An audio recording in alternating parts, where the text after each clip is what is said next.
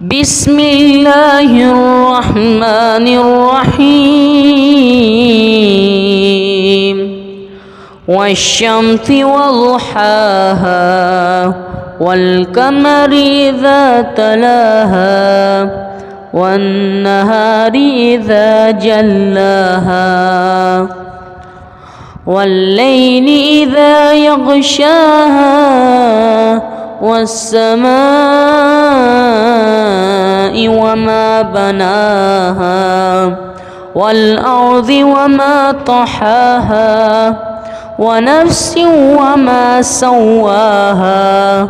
فألهمها فجورها وتقواها قد أفلح من زكاها وقد خاب من دساها كذبت ثمود بطغواها